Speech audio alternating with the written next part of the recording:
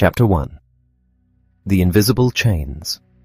There is a particular kind of exhaustion that has nothing to do with how many hours you slept.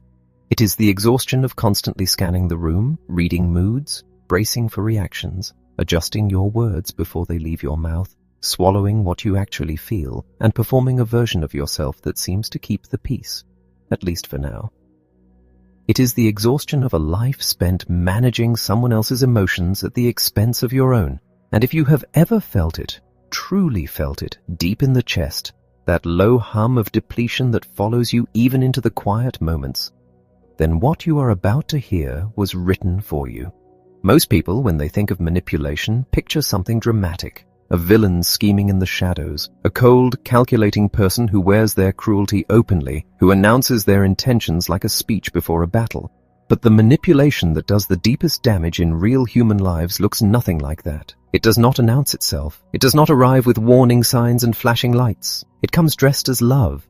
It comes disguised as concern. It arrives wearing the face of someone you trust, someone you have built your sense of safety around, someone whose approval you have quietly come to depend on like oxygen. And by the time you begin to sense that something is wrong, you are already so far inside the web that every attempt to move only pulls the threads tighter. This is the nature of the invisible chains. You cannot see them. You cannot point to them and say, "There, that is what is holding me." But you feel them every single day. You feel them when you change your answer before giving it because you already know which answer is expected. You feel them when you do something you do not want to do because the consequences of saying no feel more unbearable than the cost of saying yes. You feel them when you lie in bed at night, replaying a conversation, wondering if you said the wrong thing, wondering why you feel so guilty when you have not actually done anything wrong. That confusion, that persistent low-grade fog where nothing is clearly right or wrong, where your own feelings seem unreliable, where you question your memory and your judgment. That is not a personality flaw. That is what manipulation does to a person over time.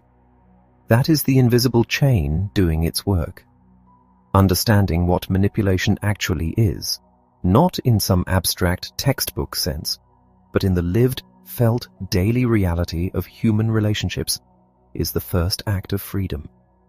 Because you cannot resist something you have not clearly named, you cannot escape a trap you refuse to acknowledge you are in, so let us name it. Manipulation, at its core, is the use of indirect, covert, or deceptive tactics to influence another person's behavior, emotions, or decisions, not for their benefit, but for the manipulator's own gain. It is control dressed in civilian clothes. It is power exercised through the back door, precisely because a direct, honest request would be refused or challenged. A manipulator does not ask you to do what they want. They engineer the conditions under which you decide to do it yourself, or believe that you decided freely when in truth the decision was never fully yours. This is what separates manipulation from ordinary, healthy influence.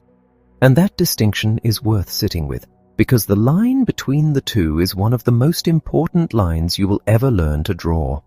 Influence is not inherently wrong. Every meaningful relationship involves some degree of it. A parent who guides a child toward better choices is exercising influence. A friend who encourages you to pursue your dreams is influencing you.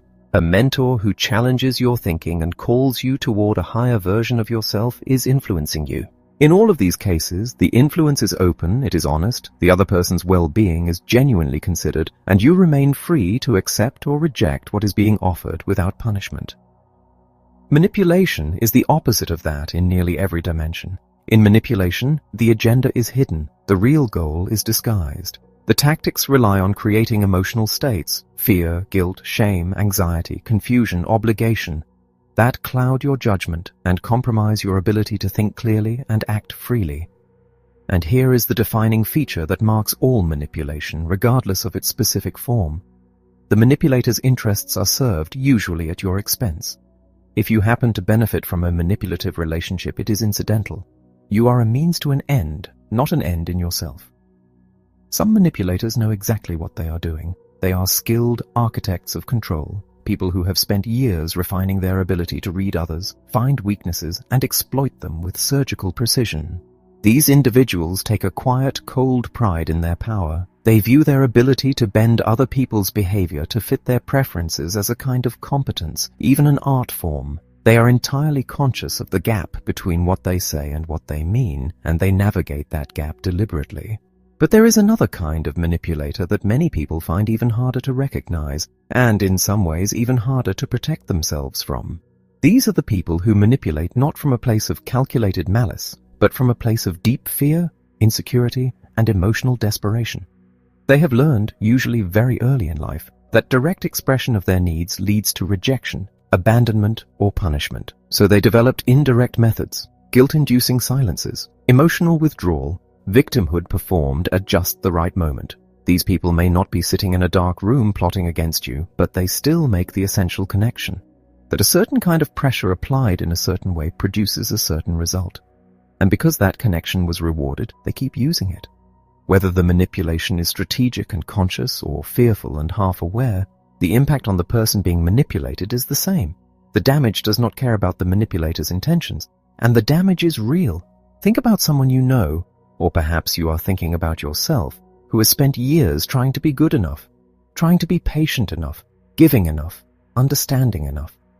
Someone who bends so consistently in one direction that they can barely remember what it felt like to stand straight, who apologizes reflexively, who explains themselves compulsively, who feels an almost physical pain at the thought of someone being angry with them. Someone who has slowly, without quite noticing when it happened, stopped asking what they want from life and started asking only what is required of them. That slow disappearing act, that quiet erosion of selfhood, is not weakness of character. It is the cumulative effect of sustained manipulation on a person's internal world. Manipulation, allowed to run long enough, does not just change your behavior. It changes your relationship with yourself. It warps the way you interpret your own emotions. It teaches you to distrust your own perceptions. It makes you a stranger to the person you were before the chains were fastened. Now here is something that surprises almost everyone when they first truly understand it. Manipulation does not target weak people. It targets good people. It targets people with empathy, people who care deeply about maintaining relationships, people who feel genuine discomfort at the thought of hurting someone else, people who value loyalty, who take their commitments seriously, who hold themselves to high standards of kindness and responsibility. These are not vulnerabilities in the negative sense. They are beautiful qualities in a human being. But in the hands of a skilled manipulator, they become levers. Your empathy becomes a tool used against you. Your desire to preserve the relationship is the hook through which you are controlled. Your guilt is a weapon pointed at your own heart. The very best parts of you are exactly what make you valuable to a manipulator. This is not your fault. It is not a failure. It is in fact a deeply ironic truth about how manipulation operates, that the kindest, most relational, most emotionally generous people are disproportionately targeted, and that their goodness is the precise thing that gets used against them. But here is the other truth, the one that changes everything, the one this entire journey is built around. You are not powerless. This is the most important thing to understand before anything else.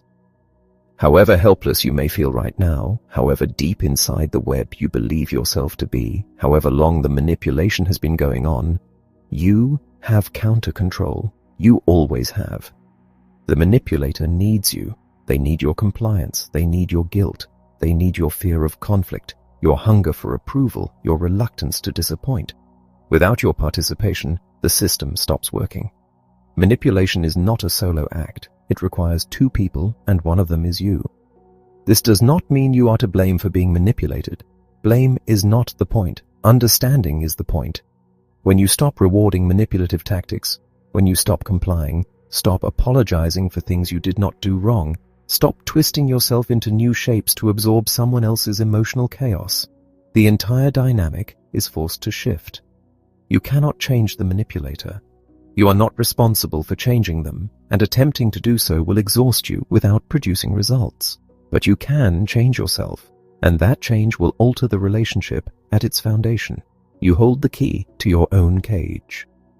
The question is whether you are ready to use it.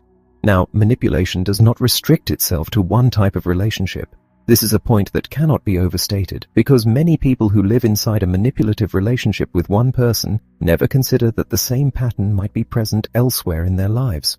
Manipulation invades romantic partnerships. It inhabits family systems, sometimes for generations. It flourishes in friendships, in workplaces, in mentor relationships, in religious and community settings. It has no gender preference and no age limit.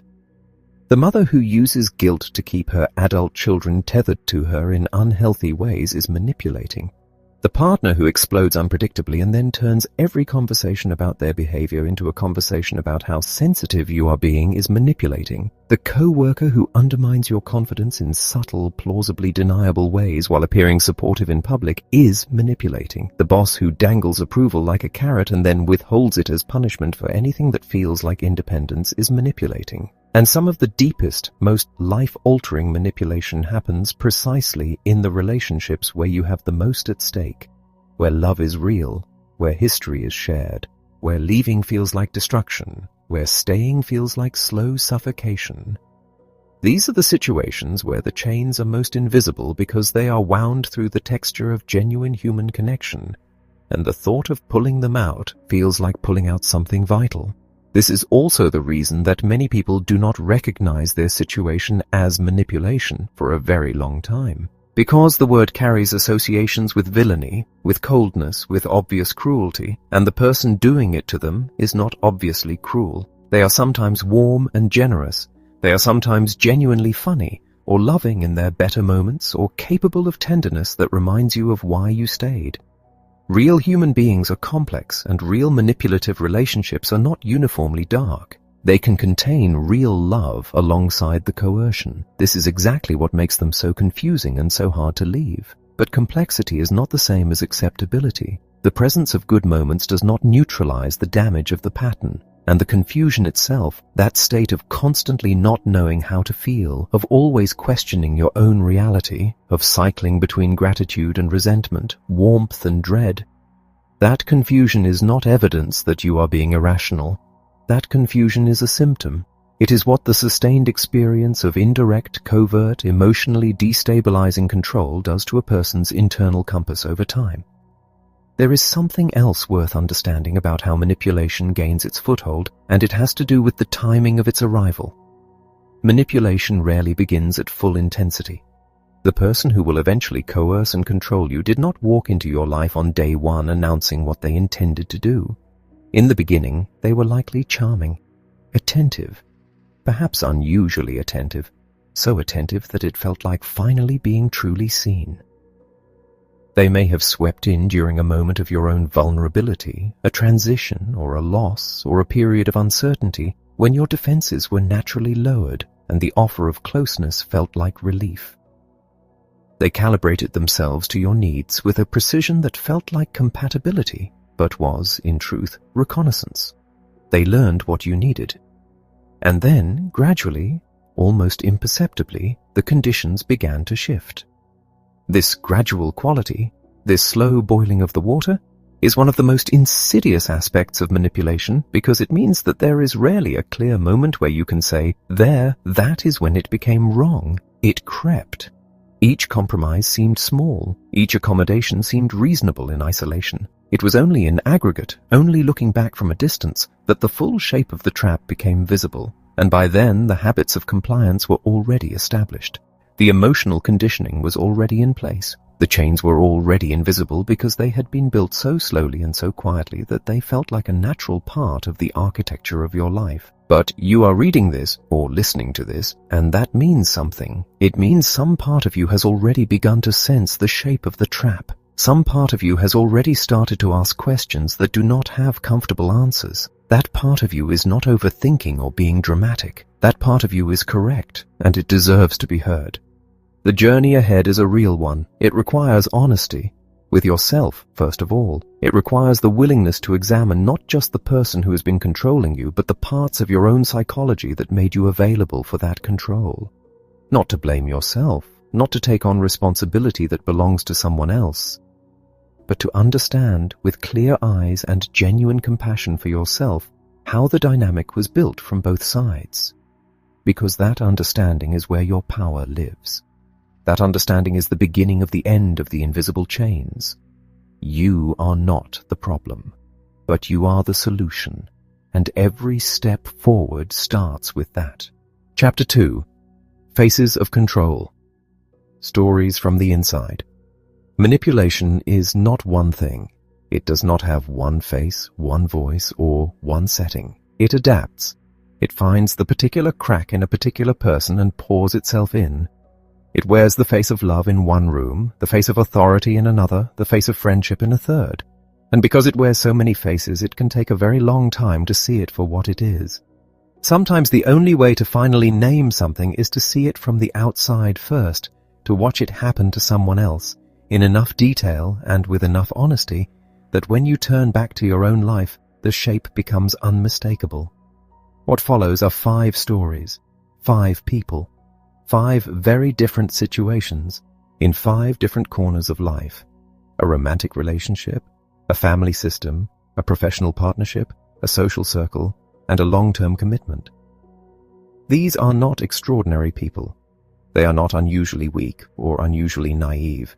They are ordinary human beings who wanted ordinary things: love, belonging, respect, security, connection, and who encountered, in the pursuit of those things, the careful machinery of control. Their stories will feel familiar. That familiarity is the point. The first story belongs to a man named Daniel. Daniel was a surgeon. He was disciplined, respected in his field, and by the time he reached his early 40s, he had built a life that looked from the outside the way a good life is supposed to look. He was proud and private in equal measure, the kind of man who handled difficulty calmly and did not easily admit when something was wrong. He came from a family where strength was demonstrated through composure, and he had internalized that lesson thoroughly. He met Elena at a professional conference. She was poised, electric, clearly intelligent, and carried herself with the kind of easy confidence that Daniel had always quietly admired in people. She was warm without being needy.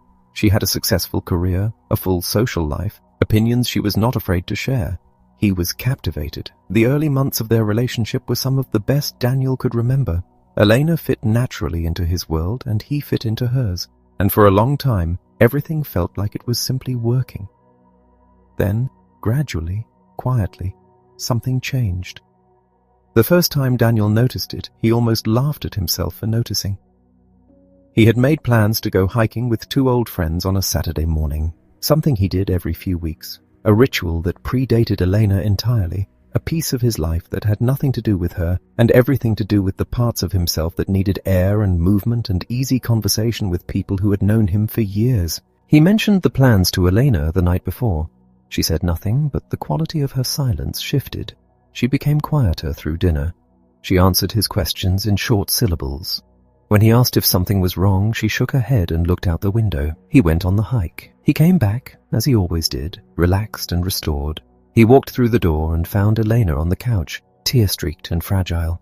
She told him she had spent the whole morning alone, that she did not know anyone here well enough to call, that she had given up her own city and her own network to build something with him, and that it was very hard to spend Saturday mornings by herself while he went off with friends she had never met. She was not angry, she said. She just needed him to understand. Daniel felt a weight drop in his chest. He apologized. He sat with her for the afternoon and cancelled the plans he had made for the evening.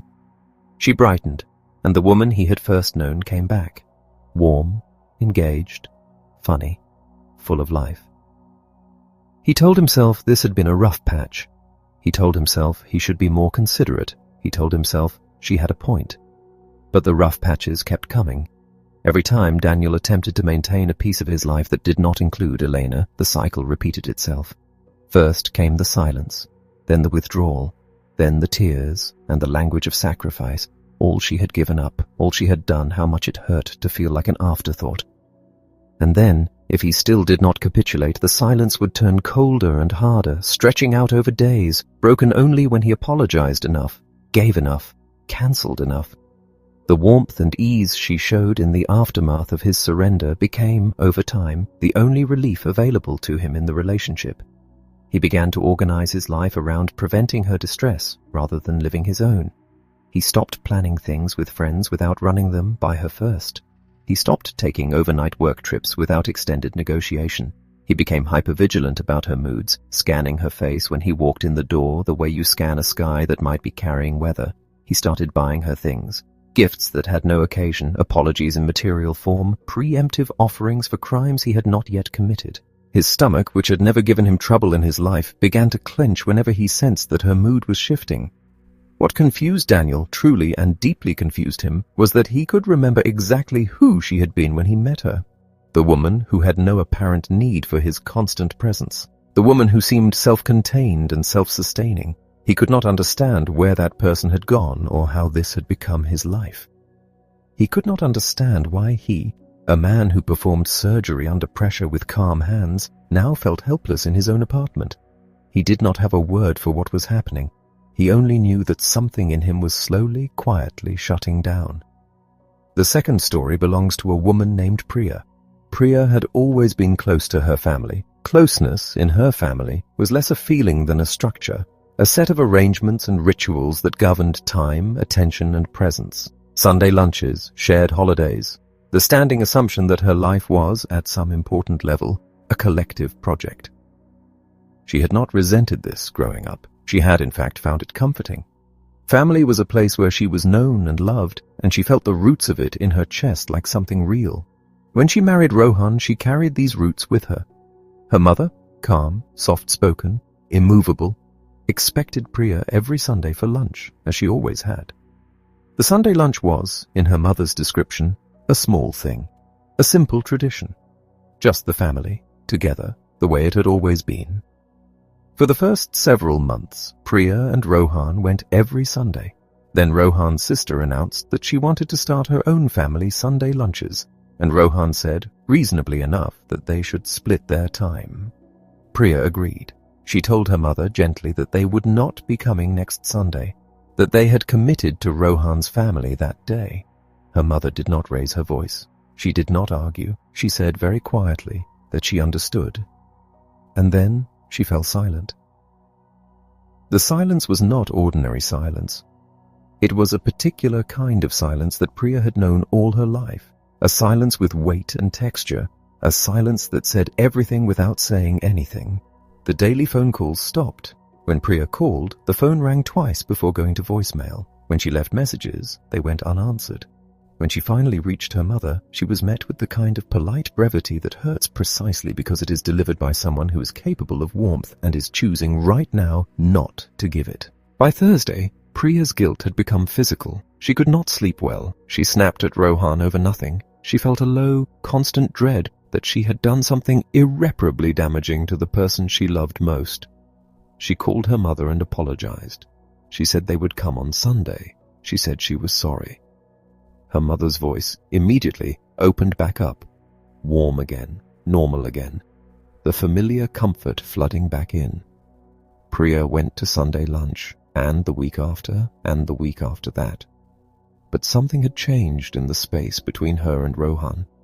He had watched the whole sequence with growing frustration, had watched his wife unravel under the pressure of her mother's silence, had watched her apologize for something that was not an offense, had watched the punishing withdrawal work with surgical efficiency on the woman he loved.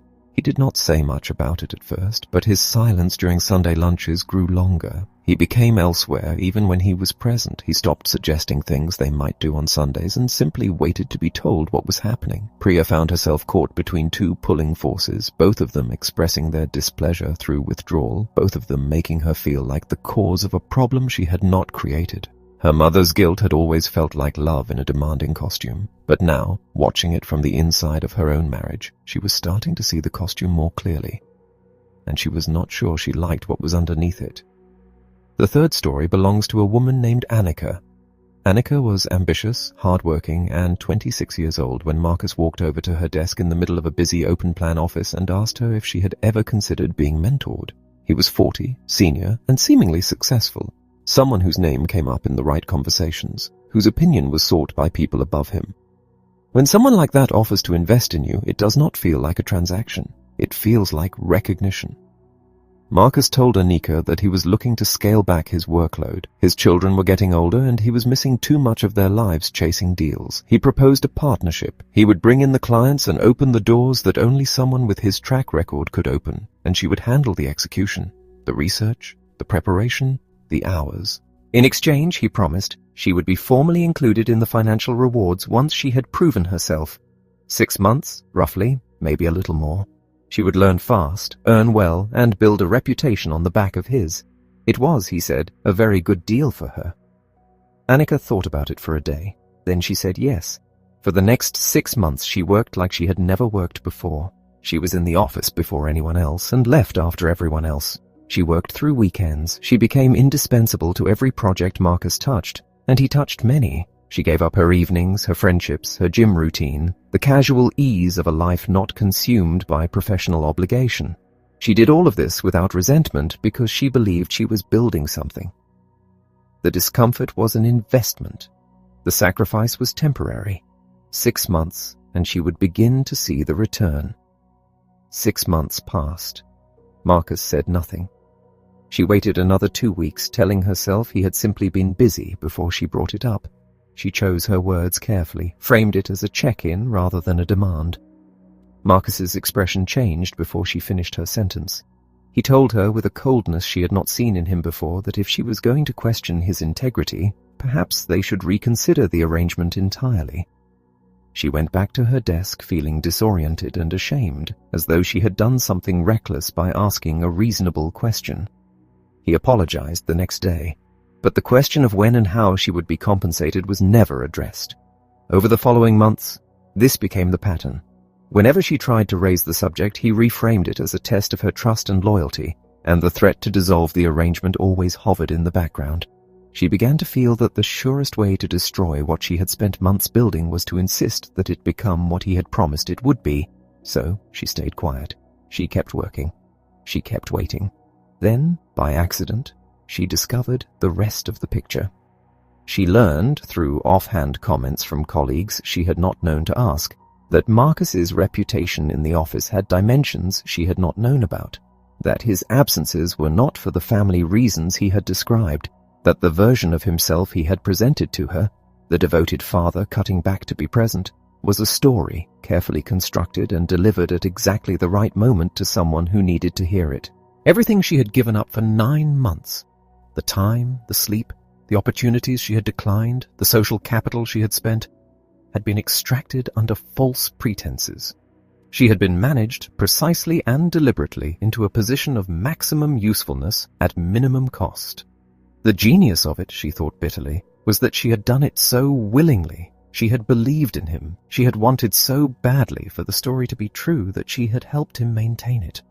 The fourth story belongs to a 15-year-old girl named Sana. Sana had moved to a new city mid-year in the middle of 10th grade, which is about the worst possible time to move if you care about social standing, and at 15 Sana cared enormously. She had been popular at her old school. She knew how to dress, how to talk, how to move through a social landscape. She was not prepared to start over. She arrived to find that there was an established group at her new school, 8 or 9 girls who occupied a particular table at lunch, and dressed in a particular way and spoke in a particular shorthand that outsiders were not yet fluent in. Sana watched them for 3 days and decided that was where she needed to be.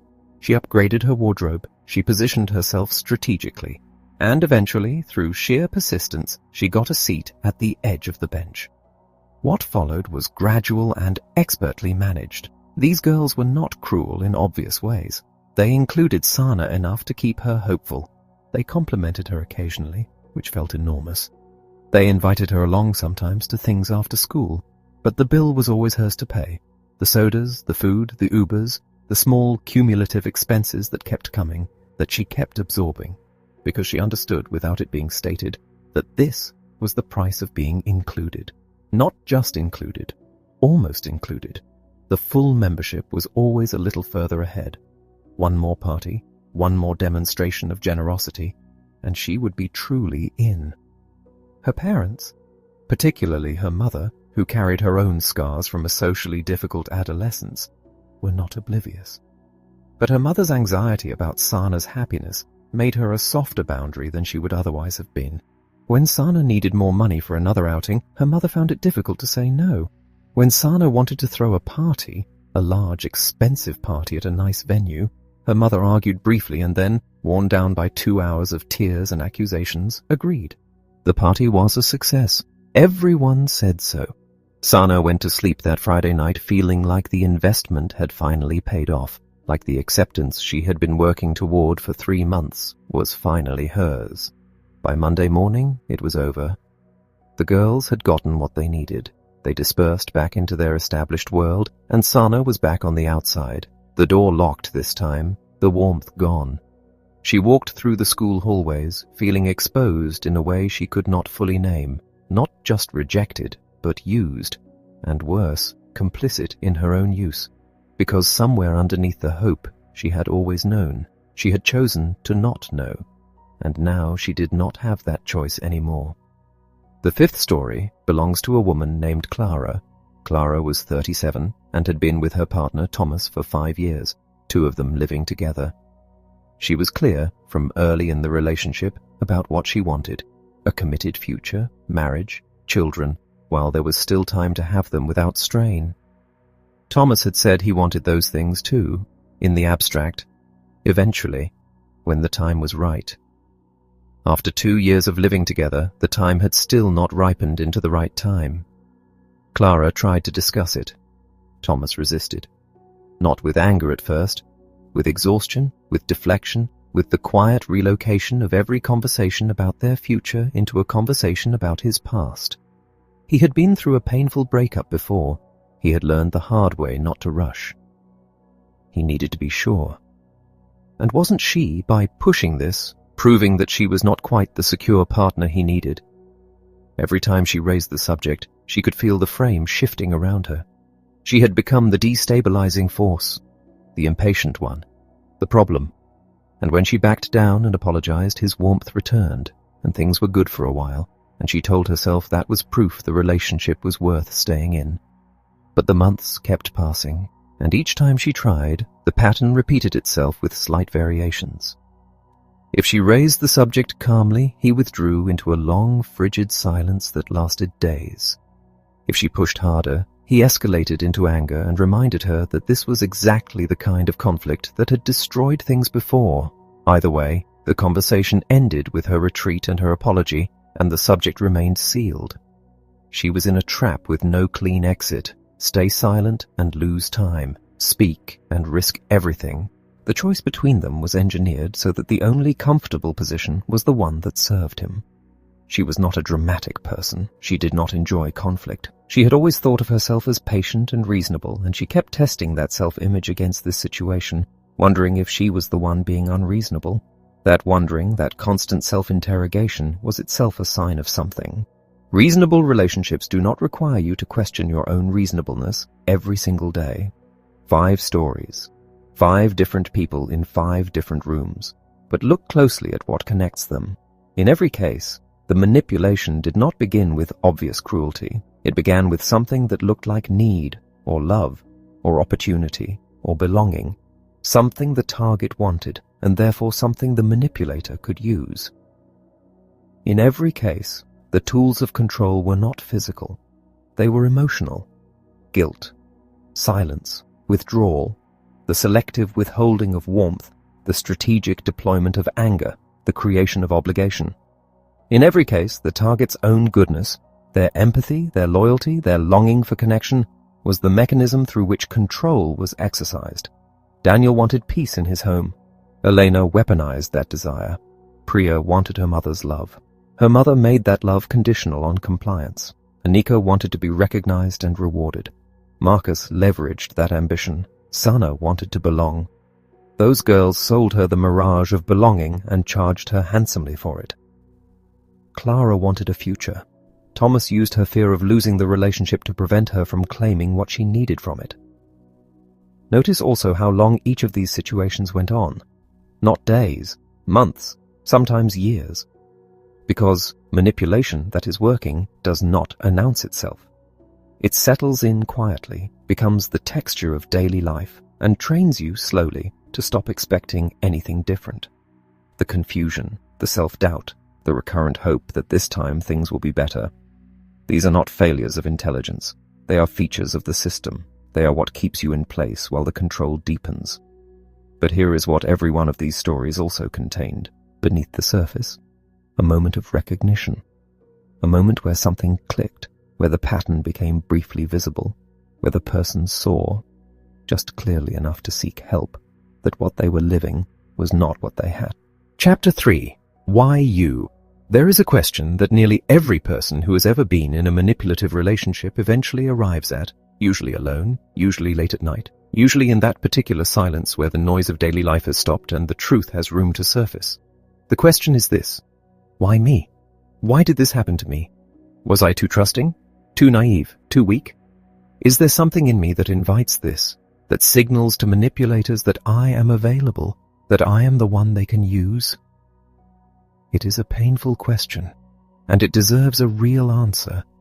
Not a comforting deflection, not a dismissal, but an honest, clear-eyed answer that you can actually use. Because here is the truth. Manipulation does not happen randomly. It does not distribute itself evenly across the population. Skilled manipulators are, consciously or not, remarkably good at identifying who will comply, who will feel guilty, who will fear conflict enough to give in, who can be kept in line with the threat of emotional withdrawal. They read people with the accuracy of someone who has been practicing this skill their entire life. And what they read, what they look for, what draws them in, are specific, identifiable patterns of thinking, feeling, and behaving that broadcast a particular kind of vulnerability. Those patterns are what this chapter is about. Understanding them is not about blaming yourself. The presence of these patterns in your personality does not make you flawed or broken. In most cases, they were born of very good instincts: kindness, empathy, relational commitment, a desire to maintain harmony and connection, that became distorted over time into something that costs you more than it should. Recognizing these patterns is the beginning of changing them, and changing them is the beginning of becoming, permanently and reliably, someone much harder to manipulate. So let us look closely at what manipulation actually targets in you, the specific doors through which control enters. The first and perhaps most foundational vulnerability is what can be called the compulsion to please. It sounds harmless. People-pleasing, at first pass, seems almost like a virtue, a generosity of spirit, a sensitivity to others' needs, a willingness to prioritize the relational good over personal comfort. And it does contain those elements. But when the drive to please becomes compulsive, when it is not a choice you make but a reflex you cannot override, it transforms from a strength into a chronic liability. The person in the grip of compulsive people-pleasing does not simply enjoy making others happy. They feel they must. They experience the desire of another person as an obligation. Even the anticipation of a request before anyone has said a word is enough to activate the full machinery of their compliance. They have learned, somewhere along the way, usually through years of experience and perhaps through childhood environments where their acceptance was conditioned on their usefulness and agreeableness, that the safest and most reliable way to maintain connection with others is to meet their needs. And so they built a life organized around that principle. Think about what this looks like from the inside. You carry a silent list of rules about how you are supposed to behave in relationships. You should always do what others need. You should never say no to someone who asks for your help. You should put others first, always. You should never hurt anyone's feelings, never show negative emotions, never be a burden with your own needs or problems. You should always be cheerful, always be available, always be the person who says yes. And on the other side of that list is a set of expectations about how others will treat you in return. They should appreciate you, approve of you, never reject you, never be angry with you, because you have given them no reason to be. The problem is that the second list, the expectations, never gets fulfilled in a manipulative relationship. The manipulator takes everything the first list produces and gives nothing that the second list requires. And the people-pleaser keeps going, keeps giving, keeps sacrificing, because somewhere beneath the exhaustion is the unexamined belief that if they just give enough, the return will eventually arrive. It never does, because that is not how manipulation works. Manipulators do not reward your generosity. They escalate their demands in response to it. The second vulnerability is the addiction to approval. This is distinct from the desire to please, though the two are deeply connected. Approval addiction is the condition in which the positive regard of others has become so essential to your sense of self that its absence, or even the threat of its absence, produces something close to panic. You do not simply want to be liked. You feel at a visceral level that you need to be liked, and that need makes you extraordinarily controllable. Think about how simply and precisely a manipulator can operate when they understand this about you. The formula has 2 steps, and anyone who has ever dealt in any form of dependency knows how it works. First, they give you what you crave. They offer approval, warmth, validation, the feeling of being seen and valued and important to someone. They let you earn their good opinion of you, and it feels wonderful. Better perhaps than you expected anything to feel. You settle into it. You begin to rely on it. You begin, without quite realizing it, to organize your behavior around sustaining it. And then, once you are hooked, once the approval has become something you depend on, step 2 arrives. They simply withhold it. They do not necessarily announce the withdrawal. They do not need to. They grow cool or distant, or they make you sense in some unspoken way that your standing with them is in question. And because you have come to need their approval the way a person needs air, the threat alone is enough to bring you into compliance. You scramble, you adjust, you give more, apologize more, make yourself smaller and more agreeable. You do whatever seems necessary to get back to the warmth. And when it returns, the relief is so profound that you associate it with having done the right thing, with having been good enough. The cycle continues. What makes approval addiction so dangerous in the specific context of manipulation is that it produces exactly the lever a manipulator needs to operate with minimal effort. They do not have to threaten you with anything external. The threat lives inside you, in your own fear of disapproval, rejection, and, at its most intense, abandonment. That fear is a prison that requires no guard because you maintain it yourself. The third vulnerability is what some psychologists have described as a fear of negative emotions, specifically anger, conflict, and confrontation. If this is something you recognize in yourself, you know it not as a mild discomfort but as something closer to dread. The prospect of someone being angry at you, or of having to say something difficult to someone who might react badly, or of being in a room where emotional tension is present and unresolved. These things feel genuinely unbearable. And so you do everything you can to prevent them from occurring. In a healthy relationship, this sensitivity might prompt thoughtful communication, a preference for resolution over escalation, a genuine reluctance to wound others unnecessarily. These are not bad instincts, but in a manipulative relationship, they become the primary tool of control, because a manipulator who understands that you will do nearly anything to avoid conflict does not need to threaten you explicitly. They simply need to make you aware that anger is possible, a tightening of the jaw, a particular tone of voice, a silence that has a certain quality to it. That is enough. You feel the signal and immediately begin moving to neutralize the threat, apologizing, accommodating, backing down from your own position, giving whatever seems necessary to prevent the storm from arriving. Here is what makes this so particularly damaging over time. The more you avoid conflict, the more powerful it becomes in your imagination. Every confrontation you sidestep grows the fear slightly larger.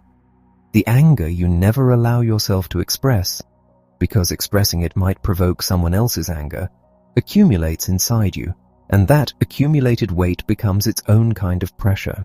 People who spend years avoiding all negative emotional expression typically find that the suppressed feeling does not disappear. It transforms. It becomes depression or chronic anxiety or a low-level irritability that colors every interaction. The very thing you were protecting yourself from, the experience of negative emotion, becomes your constant companion just in a form you cannot address directly.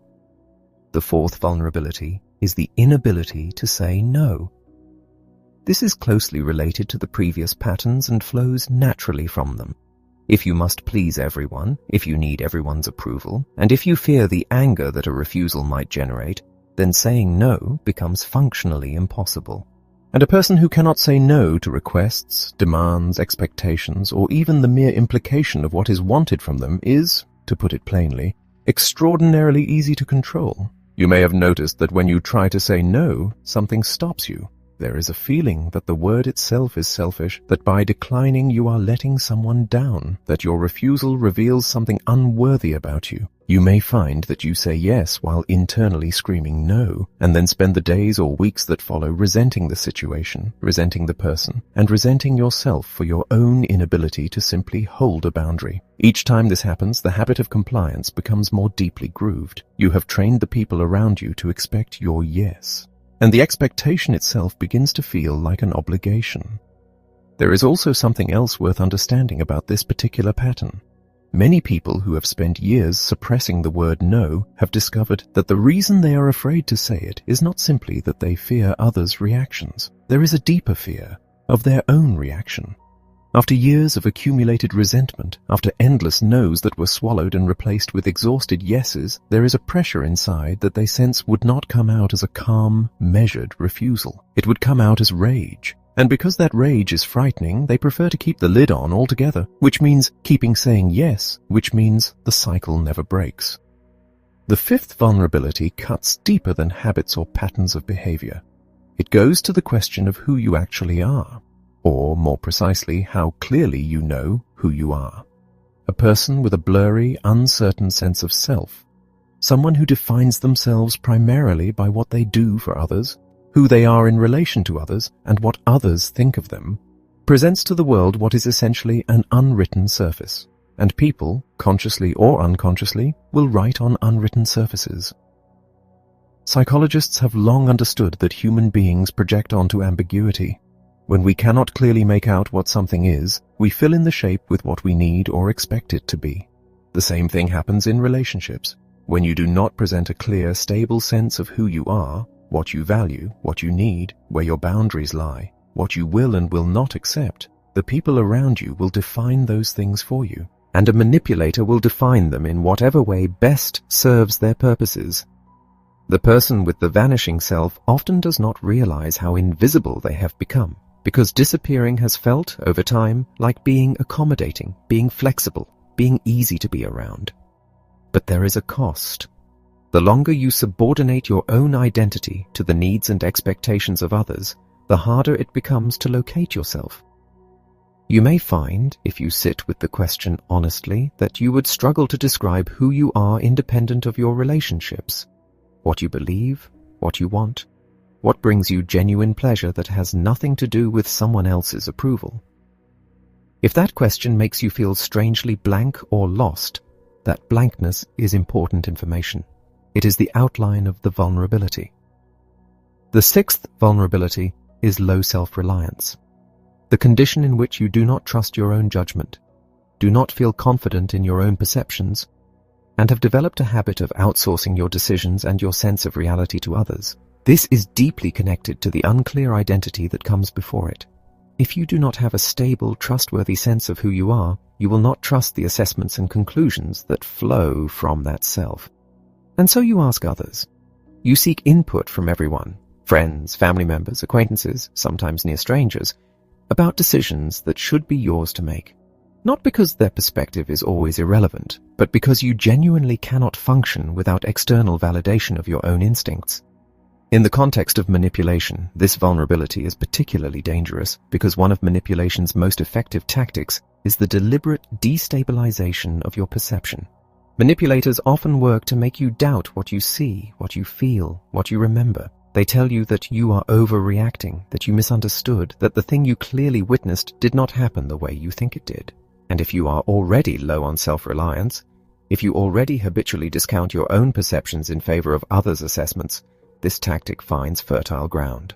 You begin to believe them over yourself. You stop trusting your own eyes. You become dependent on the manipulator's version of reality, which is, of course, always a version that serves their interests.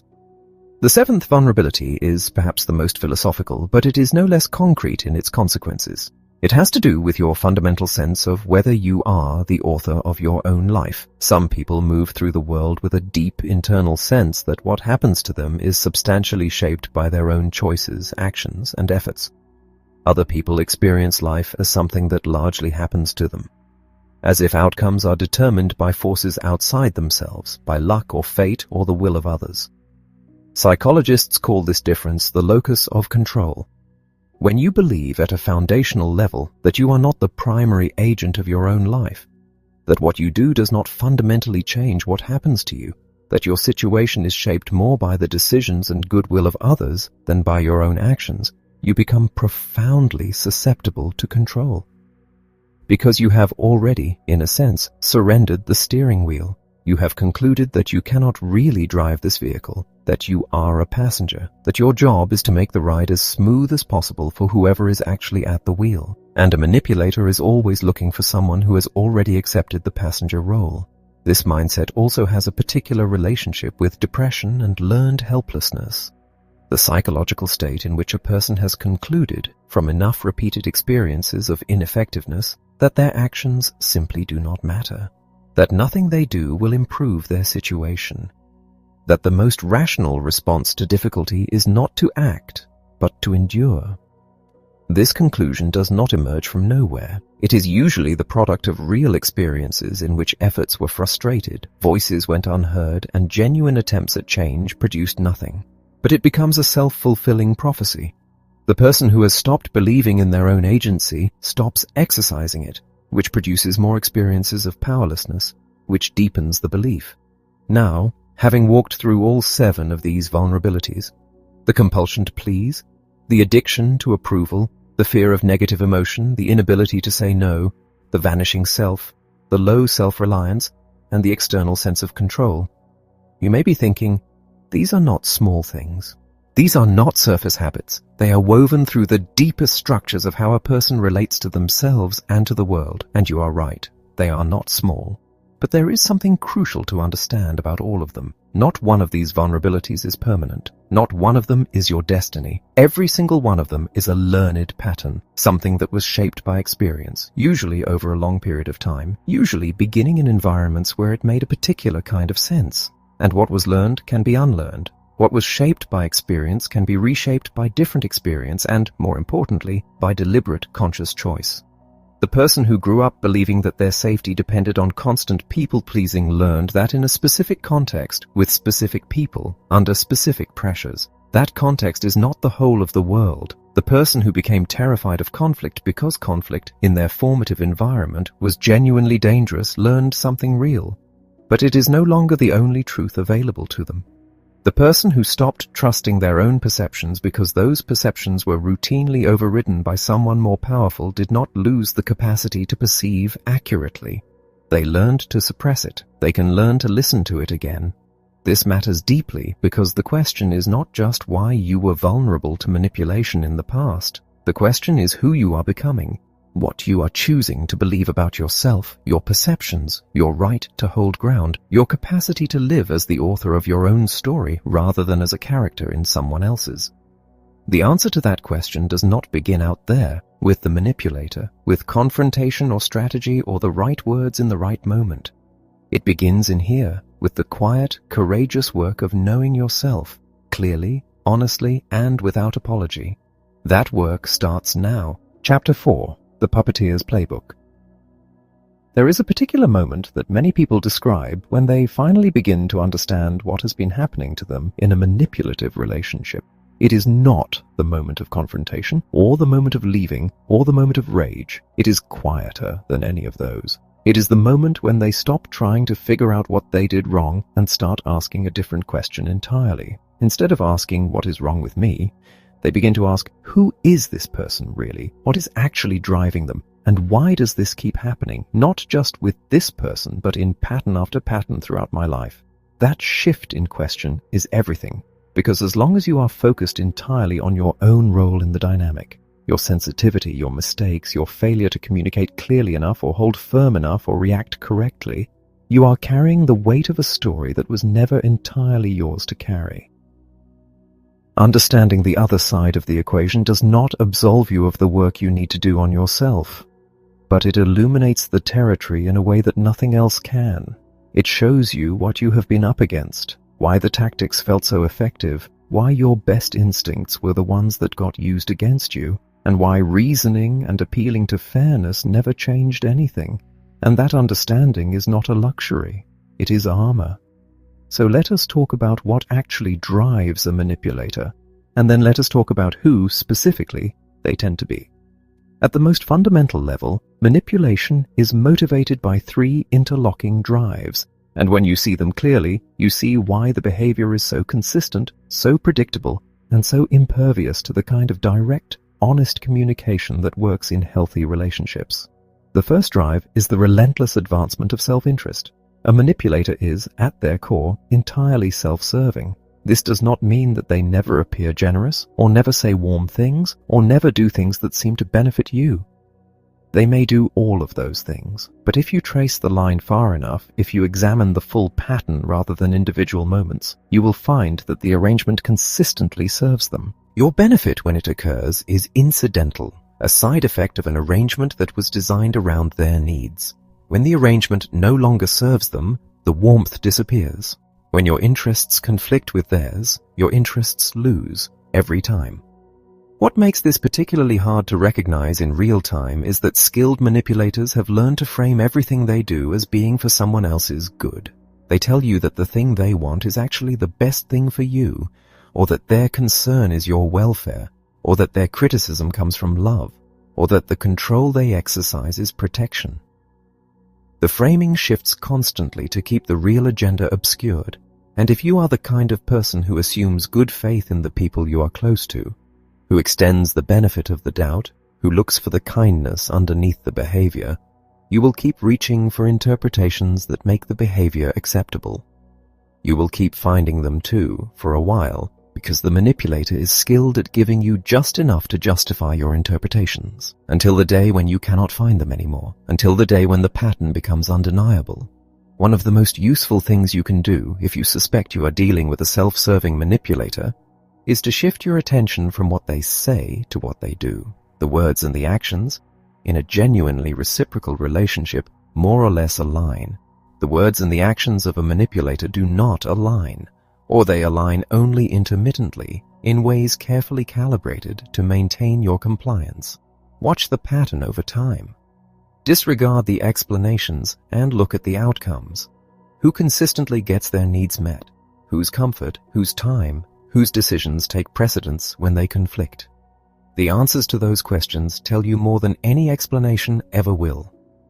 The second drive is the need for power, superiority, and control.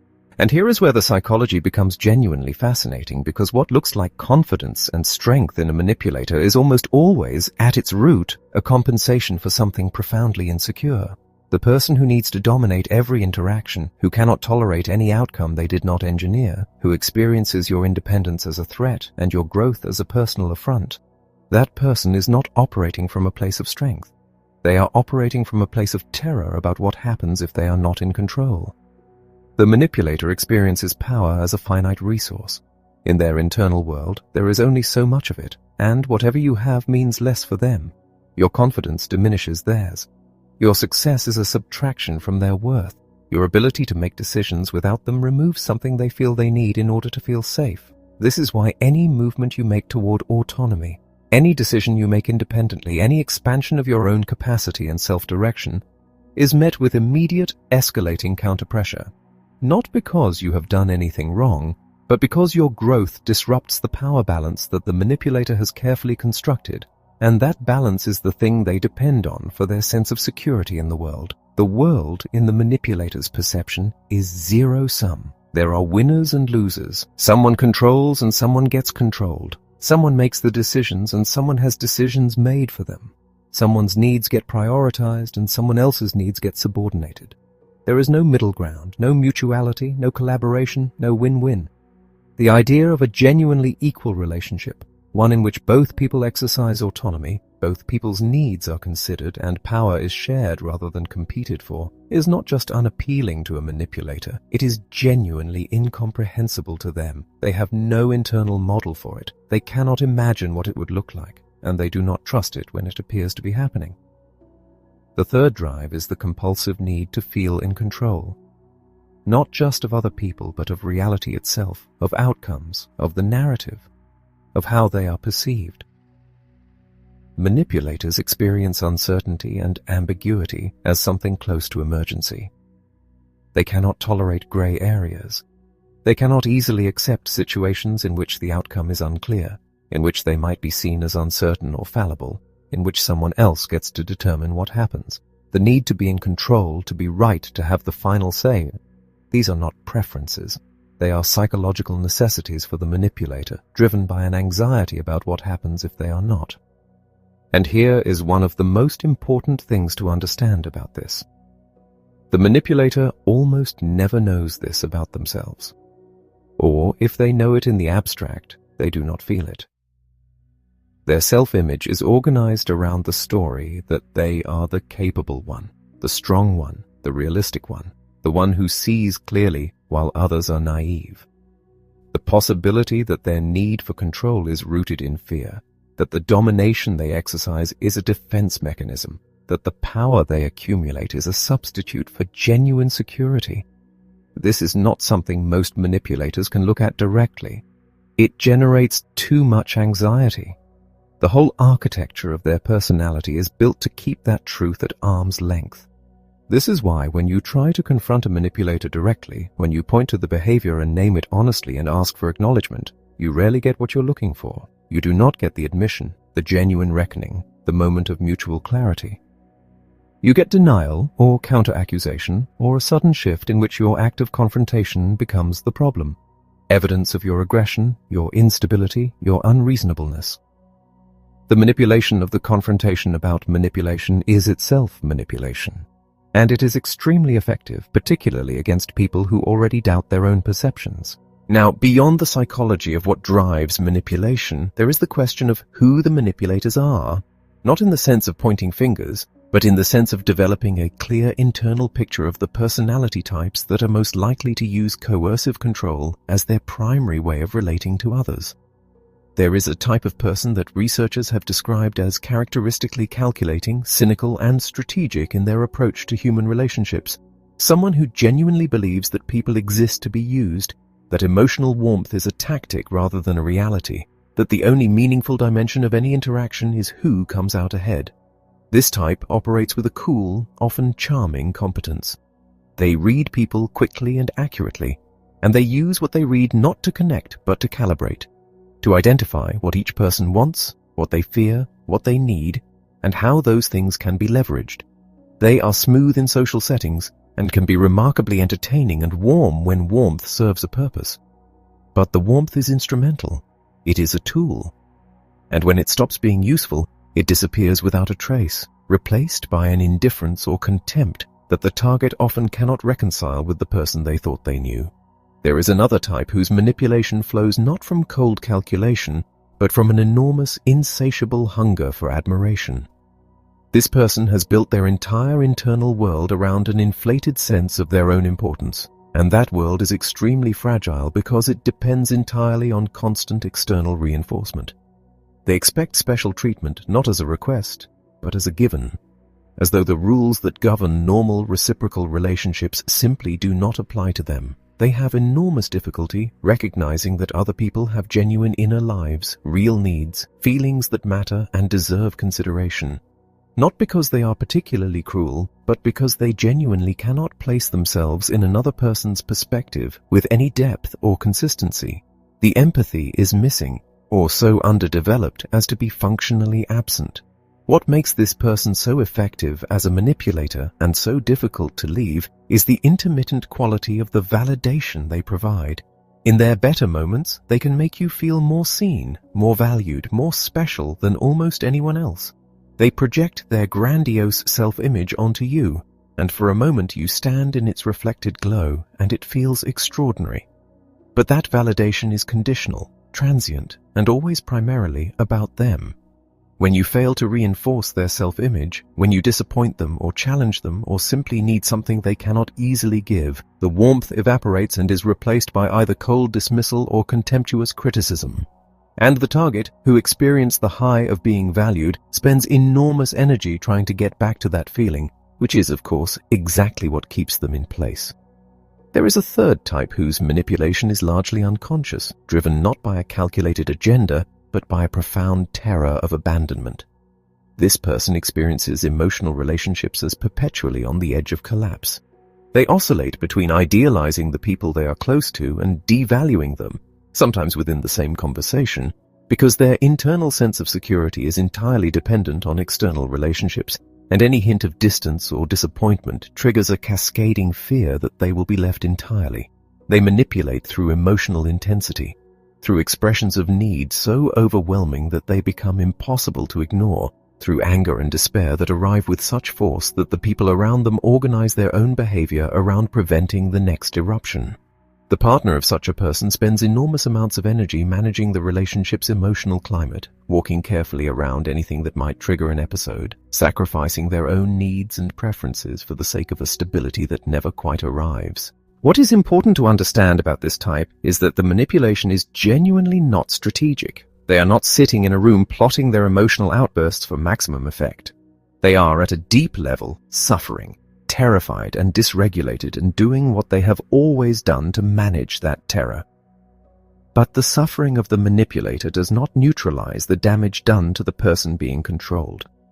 Good intentions, or the absence of bad ones, do not exempt anyone from the consequences of their behavior on others. You can have compassion for someone's pain and still recognize that the relationship is destroying you. Both things can be true. There are also those who manipulate through helplessness and dependency, whose excessive need to be taken care of, combined with a cultivated or genuine incompetence, gradually and systematically recruits others into managing their lives for them. And those who manipulate through drama and emotional performance, whose constant need for attention turns every relationship into a stage where they are always the lead and everyone else is background. And those who manipulate through passive resistance, through the specific power of not doing, of forgetting, of being quietly unavailable precisely when they are most needed, of expressing hostility so indirectly that confronting it directly feels paranoid. And then there is the type that is perhaps the most important to understand, because they are the most dangerous. The person who has no genuine conscience, who feels no real remorse for the harm they cause, who views the world as a place to be exploited and other people as instruments for that exploitation. This person is charming. They are often extraordinarily charming. They tell the story you want to hear with a fluency that comes from having told many stories to many people over a long time. They identify your needs with precision and speak directly to them. They seem to understand you in a way that no one else has, and none of it is real. None of it reflects anything but a skilled reading of your psychological landscape, used to extract what they need.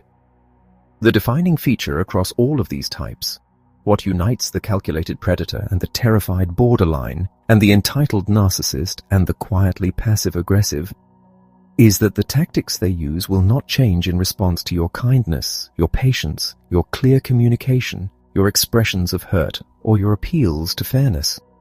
These things do not change because the behavior is not the result of misunderstanding or poor communication or insufficient love or inadequate information. It is the result of a psychological structure that has been in place for a very long time, and that serves the manipulator's deepest needs. The only thing that reliably changes the behavior of a manipulator is when the behavior stops working, when the tactics stop producing the compliance they were designed to produce. This is a hard truth. It asks you to relinquish something. The belief that if you just find the right words or show enough love or explain yourself clearly enough, the dynamic will shift. That belief is one of the most painful ones to let go of because it is rooted in hope. And hope is not a bad thing. But hope that is organized around changing someone who does not want to change and who has no functional incentive to change is not hope. It is a cage. And recognizing it as such is the first step toward walking out of it. You do not change a manipulator by becoming better at loving them. You change the relationship by becoming better at protecting yourself within it, or ultimately deciding that protection requires distance. That journey begins not with them, it begins with you, and with an honest reckoning with everything you now know about what has been happening and why. The knowledge is not comfortable, but it is power. And power used wisely is the beginning of freedom. Chapter 5. The Architecture of Control. There is a reason that manipulation so rarely announces itself. There is a reason that people who are intelligent, self-aware, and psychologically sophisticated can still find themselves months or years into a controlling relationship before they fully understand what has been happening to them. It is not because they were foolish.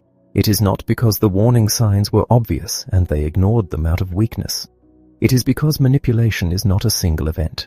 It is a process, carefully staged, psychologically calibrated, and designed to work with the grain of human nature rather than against it. To see it while you are inside it, you must first understand how it is built. That is what this chapter is about. The architecture, the blueprint. Not just what manipulation does to you, but how it does it. The specific mechanisms by which another person's agenda becomes, gradually and without your conscious awareness, the organizing principle of your behavior. Once you see the machinery, you cannot unsee it, and once you can see it, the power it holds begins to dissolve. Every manipulative relationship is driven by two fundamental engines. Everything else, every tactic, every emotional maneuver, every shift in tone or temperature, is in service of one of these two. The first engine is the promise of gain. The second is the threat of loss. And while these may sound like simple concepts, they are extraordinarily powerful ones because they map directly onto the most basic human motivational system. We move toward things we want and away from things we fear. We are drawn to warmth and repelled by pain. The manipulator does not invent these drives. They simply learn to use them. The promise of gain can take many forms. In one relationship, it might be love, the promise of being truly loved, of having the deep and lasting connection that every human being at some level desires. In another, it might be professional advancement, security, status, validation, approval, belonging, or the intoxicating sense of being uniquely understood by another person. Whatever the specific form, the manipulator identifies what you most deeply want, what you need at this particular moment in your life, and they position themselves as the source of it, not obviously, not transactionally. Subtly, through behavior that feels natural and genuine, through moments of real warmth and encouragement, through a quality of attentiveness that can feel extraordinary. You do not feel like you are being baited. You feel like you are finally being seen. And for a while, the rewards are real. This is important to understand. The early phase of a manipulative relationship is often genuinely pleasurable.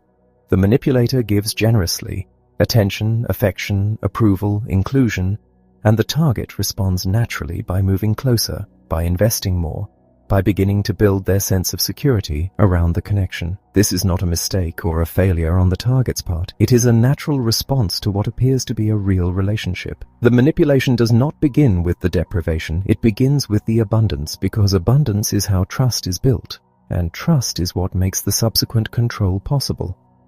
Then, at some point that is rarely dramatic or clearly marked, the dynamic shifts.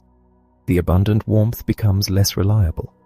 The approval that was once freely given becomes conditional. The reward that felt like a gift begins to feel like something that has to be earned, and the conditions for earning it keep changing. And now, almost without noticing the transition, you are no longer moving toward the gain. You are moving away from the loss. You are no longer acting from desire. You are acting from fear. This is the manipulative shift, the pivot from carrot to stick. And it is the moment at which the relationship crosses from something that might simply be imperfect or unbalanced into something that is genuinely manipulative. The stick can take many forms. Fear of the relationship ending, fear of the anger that a refusal will produce, fear of the cold silence that follows any assertion of your own needs, fear of being exposed, criticized, or made to feel that you are the problem, that your needs are too much, that you are demanding or ungrateful or selfish. Fear, simply, of losing the warmth. Because the warmth, when it returns, is so welcome after the cold that you would do almost anything to keep it. What most people inside this process do not realize is that the warmth returning after the cold is not a sign that things are improving. It is a sign that the system is working as designed. The relief you feel when the tension breaks, when the approval is restored, when the person you love seems to return to being the person you fell in love with. That relief is itself a form of conditioning.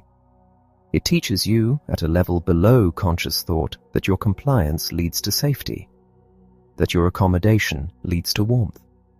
that giving them what they want leads to the restoration of everything you value in the relationship. And so the behavior that produced the relief gets repeated, and the behavior that produced the cold gets avoided. And over time, the entire landscape of what you do and do not do is quietly, systematically shaped by a system of rewards and punishments that you never agreed to and may not even be fully aware of. Psychologists have a language for this, and it is worth understanding because it reveals the mechanism with a clarity that emotional experience alone cannot provide. When a behavior is followed by something pleasant, the likelihood of that behavior recurring increases. This is positive reinforcement, the fundamental engine of learning and habit formation. It works in every living system, human or otherwise. You do something good happens as a result, and your brain registers the connection. Over time, the behavior becomes habitual because the association between the action and the pleasant outcome is deeply encoded. In a healthy relationship, positive reinforcement is distributed naturally, mutually, and without a hidden agenda. You make someone laugh and they light up, and that warmth reinforces your warmth toward them. You support someone during a difficult time and they express genuine gratitude, and that gratitude reinforces your generosity. The exchange is reciprocal, honest, and proportional to what is actually happening between two people. In a manipulative relationship, positive reinforcement is deployed strategically. The manipulator gives approval, affection, and warmth in response to specific behaviors that serve their interests, and withholds it in response to behaviors that challenge or inconvenience them. You assert your own opinion and the warmth disappears. You comply with their request and it floods back. You begin to feel, not in words but in your nervous system, that your value in this relationship is conditional on your performance. And that performance means, above all, not disrupting their control. The counterpart to positive reinforcement is what happens when the warmth is withheld and replaced by something unpleasant. This is the mechanism through which the threat of loss operates, not through explicit punishment always, but through the activation of discomfort, anxiety, guilt, or dread that the manipulator's displeasure produces. When you experience that discomfort long enough, and when giving the manipulator what they want reliably stops the discomfort, you are being trained. Not because you are weak, because that is how learning works in every human nervous system. The discomfort is the signal, your compliance is the response, and the cessation of the discomfort is the reinforcement. The formula is cold and mechanical and utterly effective. But here is where the architecture of manipulation becomes truly sophisticated and truly cruel. Because a relationship organized entirely around consistent consequences, even unpleasant ones, is at least predictable. Predictability, even in an uncomfortable situation, allows a person to orient themselves. You know what to expect. You can develop strategies. You retain a sense of agency because you understand the rules. What breaks a person is unpredictability. Randomness. The manipulator who is sometimes warm and sometimes cold for no discernible reason. The relationship where the rules seem to keep changing, where what worked yesterday does not work today, where you cannot figure out what you did wrong this time, because as far as you can tell, you did everything right. The manipulator who rewards you lavishly one day and ignores you the next, who is kind for a week and then distant for 3 days with no explanation, who intermittently cycles between warmth and withdrawal in a pattern that you cannot crack no matter how hard you try. This pattern, intermittent, unpredictable reinforcement, is the single most powerful behavioral conditioning mechanism that exists. It is what makes gambling addictive. It is what keeps people in destructive relationships long after the evidence has made the choice clear. It is what produces the frantic, compulsive quality of trying to please someone who cannot consistently be pleased. And it produces this effect not because the target is broken, but because the human brain is wired in the deepest possible way to keep trying when rewards are inconsistent, to keep pulling the lever, to keep hope alive in the face of evidence that would otherwise counsel retreat. Think about what this feels like from the inside. You cannot understand why some days the relationship feels warm and possible and everything you had hoped for, and other days it feels cold and distant and vaguely threatening. You keep searching for the variable. What did I do differently? What did I say? What should I have done? What can I do to get back to that warmth?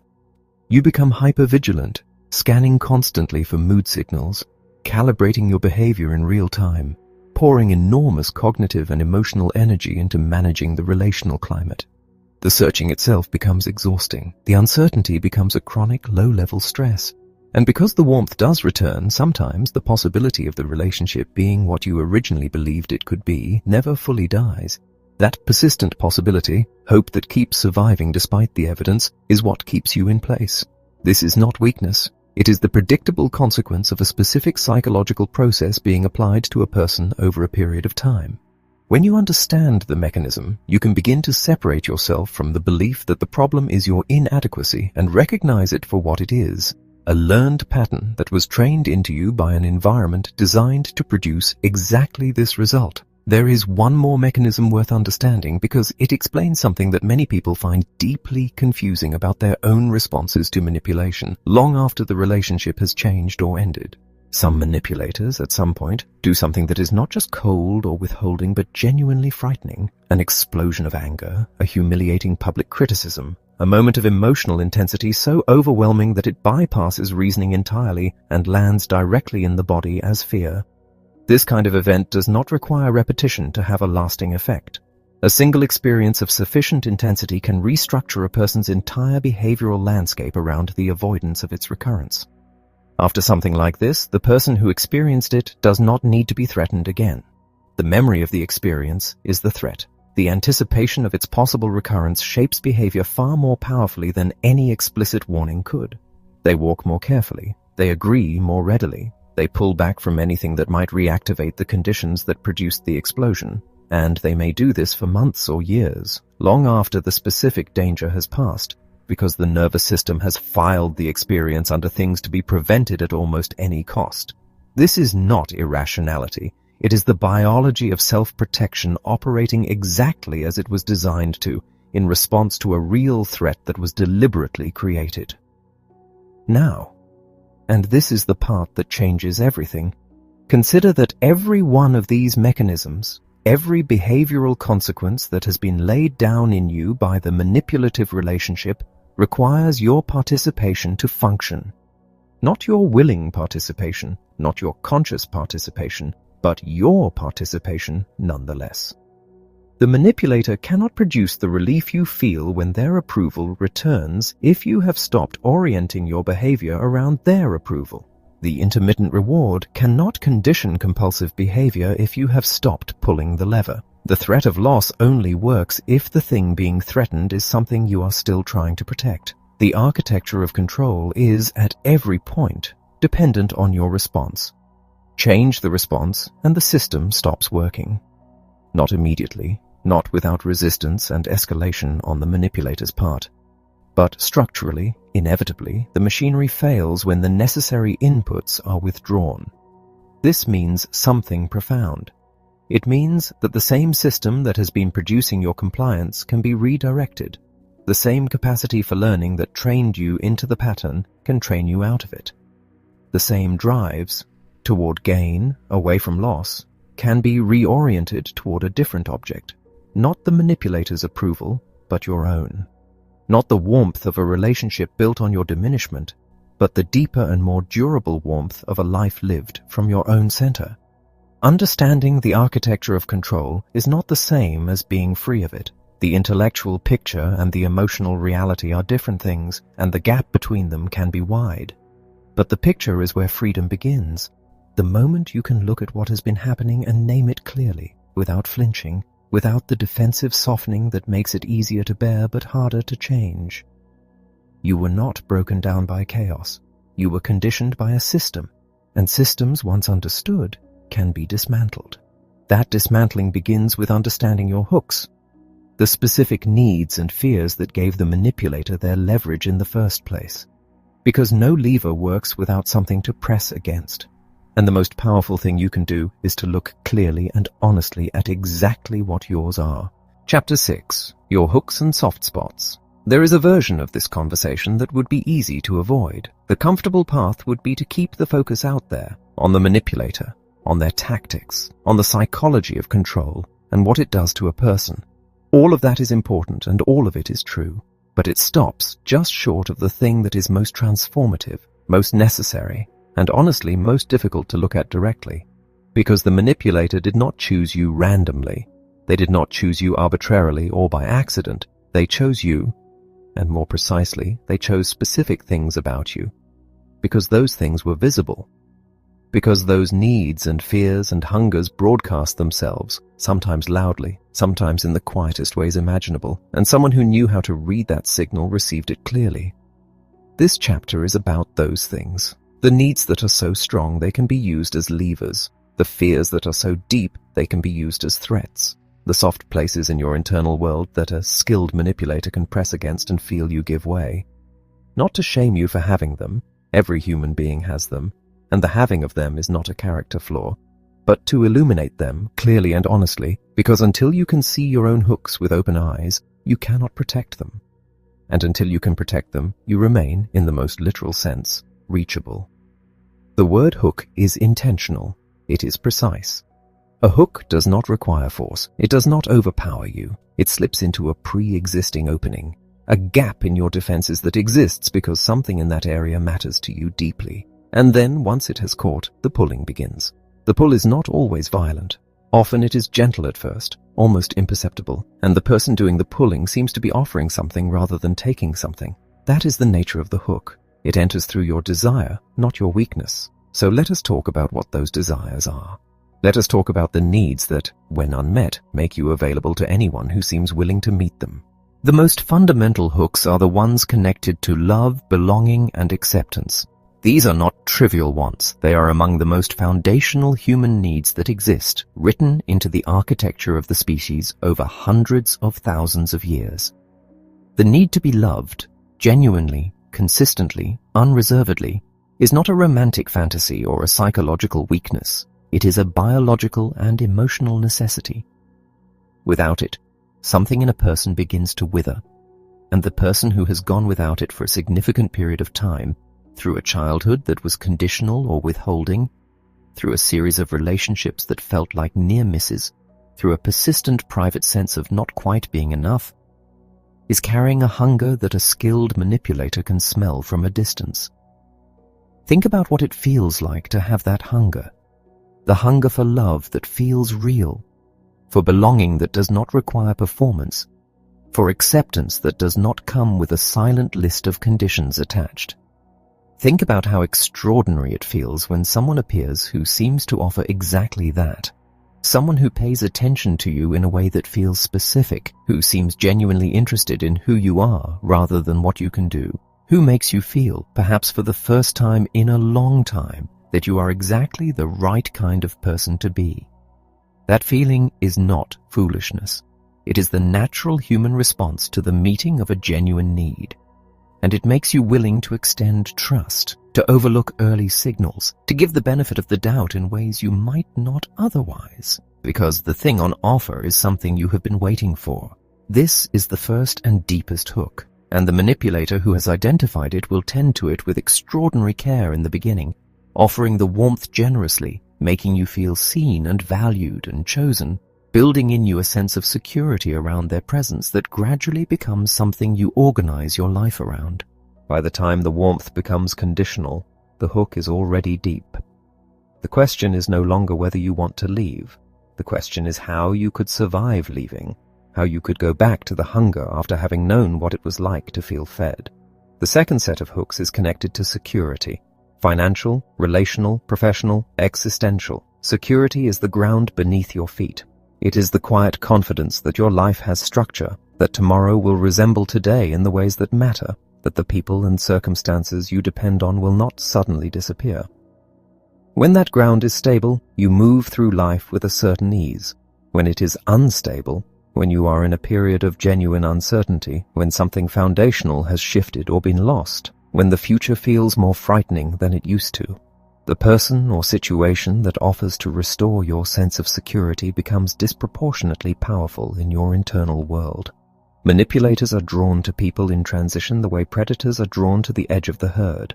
The newly single person, the person who just lost a job or a loved one, the person who has moved to an unfamiliar place and not yet built their footing, the The person entering a new professional environment, eager to prove themselves, uncertain of the rules, hungry for guidance and mentorship. The person whose biological clock is audible, whose window for a specific kind of future feels like it is narrowing. In all of these situations, the stakes are heightened, the need is intense, and the person carrying that need is willing, sometimes desperately willing, to do what is necessary to secure the thing they are afraid of losing. The manipulator who understands this enters not as a threat, but as a solution. They position themselves precisely at the intersection of your greatest fear and your most urgent desire. They offer what you need, and they tie your access to it, explicitly or implicitly, to your continued compliance with what they need. The hook is the thing you fear losing. The line is the condition of your continued behavior. And by the time you understand the arrangement, it may feel like the terms are not negotiable because the stakes are too high to risk. The third category of hooks lives in the territory of approval, recognition, and achievement. Many people are never told in any reliable or consistent way that they are enough, that their existence, independent of their performance or usefulness, has inherent value, and so they grow up measuring their worth in outputs, in accomplishments, in how much they produce, how much they contribute, how often they are praised or recognized or acknowledged by people whose opinion matters to them. This is not vanity. It is the natural consequence of a developmental environment where love was conditional on performance, where approval was earned rather than given, where being good or being impressive was the price of admission to connection. People who carry this hook tend to work extraordinarily hard. They tend to be reliable, thorough, committed. They tend to say yes when they should say no because the yes is an opportunity to demonstrate their value. They tend to be drawn to people who withhold recognition more than they give it, because the intermittent praise of someone with high standards feels, paradoxically, more meaningful than the steady approval of someone who gives it freely. And in a manipulative professional or personal relationship, someone who understands this will use both sides of the lever, offering praise generously at first, then conditionally, then sparsely, keeping the target perpetually reaching, perpetually trying harder, perpetually operating from a position of needing to prove their worth to someone who has no intention of ever fully granting it. There are also hooks that live specifically in fear, not the desire for something good, but the dread of something bad, the fear of abandonment, that the people you love will leave, that you are fundamentally the kind of person who ends up alone, that every relationship is secretly provisional. The fear of failure, that if you do not get this right, if you make the wrong move or miss the right moment, something important will be permanently lost. The fear of conflict, that anger, raised voices, direct confrontation will shatter something fragile, will expose something in you that should be kept hidden, will make the person across from you into an enemy you cannot afford. The fear of shame, of being seen clearly in your imperfections, of being known as less than you appear, of having others discover the gap between who you present yourself as and who you suspect yourself to be. Every one of these fears is a hook, because every one of them can be pressed on. The manipulator who knows you are afraid of being abandoned can activate that fear with a gesture, a withdrawal of warmth, a suggestion that they are pulling away, a comment that implies your value is in question. They do not need to threaten you explicitly. They simply need to make the fear active, and you will do the rest. You will manage the fear by becoming more compliant, more accommodating, more eager to prevent the very thing you are afraid of. You will negotiate against yourself before they have to negotiate against you. And here is something that is rarely said plainly enough. The hooks that are most dangerous are often the ones you do not know you have. The fear that operates beneath conscious awareness. The need that you have never articulated to yourself because articulating it would require acknowledging a vulnerability you have learned to keep out of sight. The longing that you have covered so thoroughly with competence or humor or busyness that even you cannot feel it until someone reaches through all of that covering and touches it directly. And then, suddenly, you understand why you have been so careful, why you have kept so much distance, why you have worked so hard to appear as though you need nothing. This is why the most effective manipulators often target people who seem, on the surface, remarkably self-sufficient. They sense the gap between the appearance and the interior. They understand that enormous capability and enormous hidden need can coexist in the same person, and that the need, precisely because it is hidden, is not protected. It is more exposed than the needs of someone who wears their vulnerability openly, because the person who has learned to hide their softness has also, in a sense, lost contact with it. They cannot guard what they cannot see. The invitation of this chapter is to see it, not to perform an emotional excavation that strips you of every defense and leaves you raw and exposed, but to develop a quiet, honest, specific relationship with your own internal landscape. To know what you want most, what you fear most, where you are softest, where the hook could catch if someone knew where to look. Not with shame, with clarity. Because clarity is not the same as vulnerability. Clarity is the opposite of vulnerability. When you can look at your own need for approval and name it directly, yes, this is real, yes, it has shaped my behavior, yes, someone could use it against me, you are in a position to make conscious choices about it rather than being driven by it unconsciously. When you can look at your fear of abandonment and recognize it as a wound that has been there for a long time, that has informed 100 decisions you thought were free, you can begin to separate the wound from the choice. You can begin to ask, is this decision coming from my genuine judgment or from my fear? That question, that simple, honest, difficult question, is one of the most powerful tools available to you. Think also about the times in your life when you have been most vulnerable to manipulation, and you will likely find a pattern. The common thread is almost always intensity of need. The periods when the hook went deepest were the periods when you most urgently wanted something, or most desperately feared losing something. This is not a coincidence. The hook requires pressure behind it. The greater your need, the deeper it can set. Which means that understanding your own patterns of vulnerability in different life circumstances is not just an intellectual exercise. It is an early warning system. There will be future moments of heightened need, future transitions, losses, uncertainties, future periods when what you want feels just out of reach and what you fear feels uncomfortably close. These moments are not failures of character. They are the texture of a human life.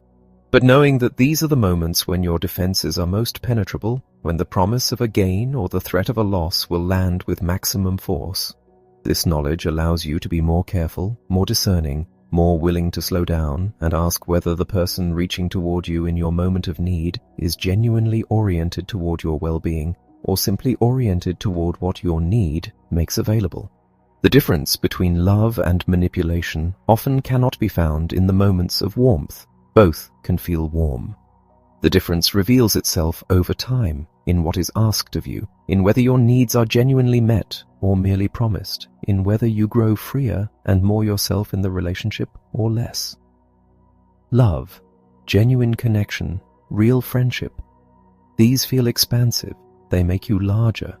They give you more access to yourself, not less. They do not require the sacrifice of your judgment, your independence, or your sense of who you are. When someone genuinely cares about you, your strength does not threaten them. Your boundaries do not destabilize them. Your needs do not become weapons. Manipulation feels constricting. Over time, it makes you smaller. It reduces your world to the management of one person's moods and expectations. It gradually replaces your own perspective with theirs, your own standards with theirs, your own sense of your worth with whatever verdict they render on any given day. The more you give, the less you feel. The more you try to secure the relationship, the more precarious it feels. If you have lived inside that constriction for any length of time, you know that feeling, and knowing it is important. Because feeling the constriction is the beginning of choosing to live without it. Your hooks are real, your needs are real, your fears are real. None of that is the problem. The problem is when those real and legitimate interior experiences become the operating system of a manipulative relationship, the mechanism by which someone else's control is maintained.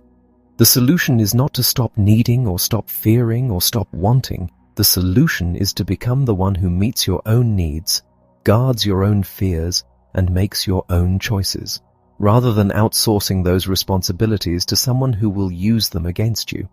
That is the deepest kind of freedom there is, and it begins, always, with honesty about what is actually there. Chapter 7. Are you already inside one?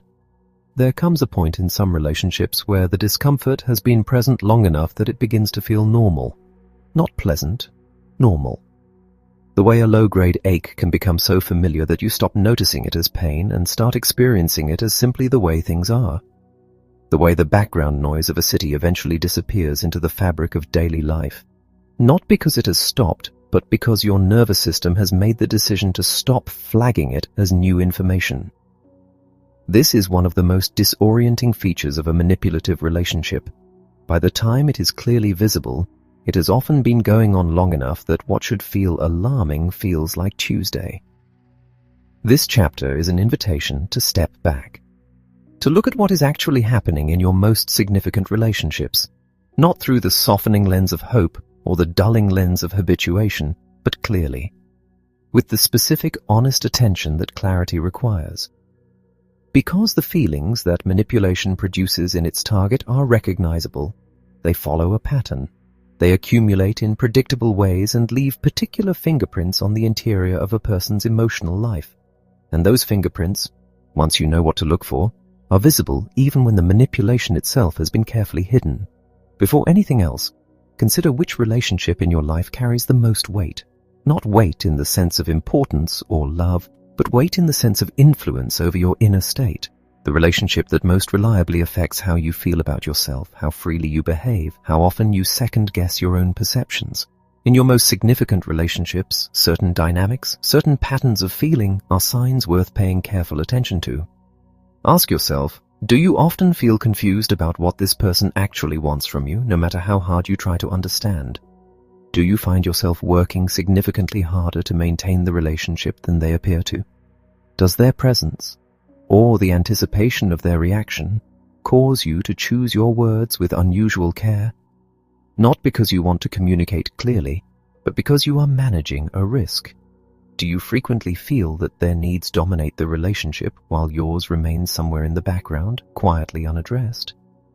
Do you feel, when you honestly assess the dynamic, that they have more influence over your emotional state than you have over theirs?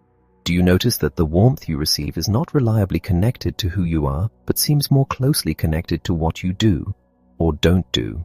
Do you sometimes feel that no matter how much you give, it is never quite enough? Do you sense that expressing your genuine opinion, your real feelings, your actual preferences, carries a cost? That doing so reliably introduces tension or coldness or some form of subtle punishment? Do you find that you redirect your frustration inward, blaming yourself, questioning your own reasonableness, wondering if the problem is your unrealistic expectations, rather than directing it honestly at the source of the frustration? Do you feel, at some level, that you are trapped?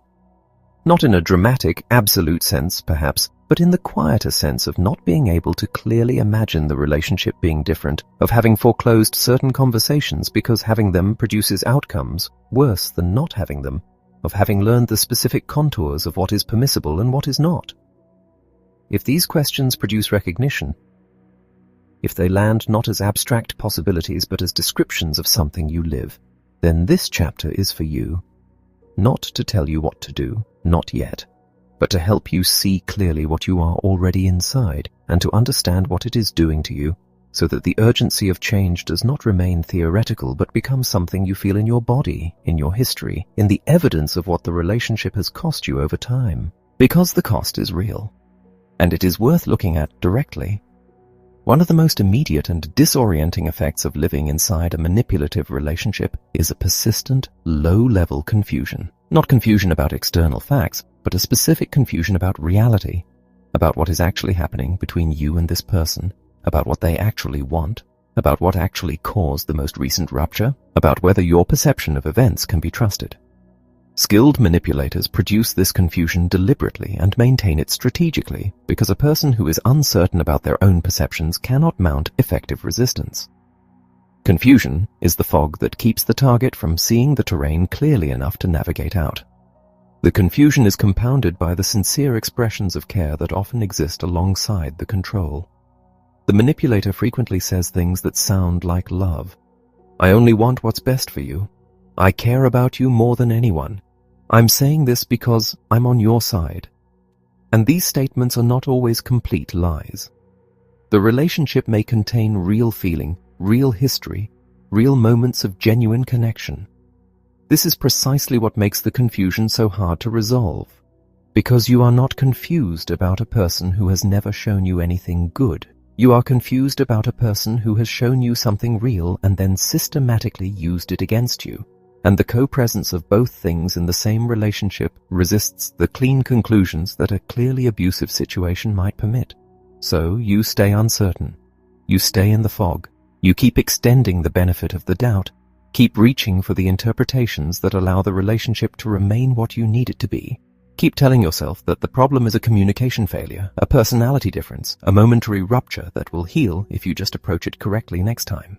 This is not weakness or foolishness. It is the natural consequence of a situation that has been engineered to be genuinely unclear, and of a human being doing their best to hold on to something that once held real value. But alongside the confusion, something else is building, something that cannot be indefinitely suppressed or redirected. It surfaces in the quality of your exhaustion, not the healthy tiredness of productive effort, but the hollow tiredness of effort that never seems to reach its destination. It surfaces as frustration, the specific frustration of trying every approach you can think of and watching the dynamic remain unchanged, as though the relationship is a locked door and you keep arriving with new keys, none of which fit. It surfaces as resentment, a quieter version of anger that has gone underground because expressing it directly has consistently proven too costly, that lives now in small withdrawals, in a flatness behind your words, in a tiredness that has nothing to do with sleep. That resentment is not a character flaw. It is a legitimate emotional response to a relationship that systematically takes without adequately giving back. Frustration that is produced by consistent structural imbalance, where one person's needs reliably dominate, where one person's accommodations are always the ones required, is the natural, predictable, biologically appropriate response of a person who is being treated as a means rather than an end. The problem is not the resentment. The problem is what tends to happen to it when it cannot be directed honestly toward its source. Because for the person who has been trained, through repeated experience, that expressing anger or frustration toward the manipulator produces outcomes worse than staying silent. The resentment does not disappear. It turns inward. It becomes self-blame, guilt, a persistent low assessment of one's own worth and reasonableness. It transforms into a kind of interior verdict that the difficulty in the relationship is largely a product of one's own deficiencies. Too sensitive, too demanding, too quick to take offense, too much. Over time, this verdict can calcify into a way of seeing oneself that extends far beyond the relationship, that begins to feel like simply the truth about who one is. This is one of the most damaging long-term effects of sustained manipulation. Not what it does to your relationship with the other person, but what it does to your relationship with yourself. The person who enters a manipulative dynamic with a reasonably secure sense of their own worth can emerge from it months or years later, genuinely uncertain whether they are lovable, whether their perceptions can be trusted, whether their needs are legitimate, whether they are fundamentally the kind of person who deserves to be treated well. This erosion of self-trust is not incidental to manipulation. In many ways, it is its primary product. A person who does not trust their own perceptions and judgments is a person who will continue to defer to someone else's. And that deference is the soil in which control grows. There is also a physical dimension to this that deserves acknowledgement, because the body keeps a record that the mind sometimes refuses to. Chronic stress, the kind produced by a relationship that requires constant vigilance, constant management of another person's moods, constant suppression of one's own authentic responses, has measurable, real consequences on physical health. The immune system is compromised.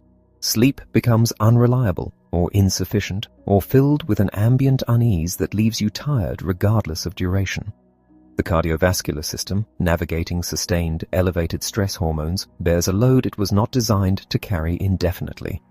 Headaches, stomach problems, a chronic low-level tension in the body that you may have stopped noticing because it has been present long enough to feel like your baseline. These are not metaphors.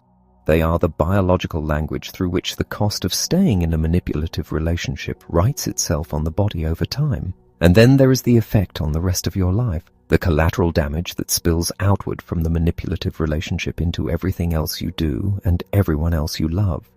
The irritability that has no origin you can name, directed at people who do not deserve it.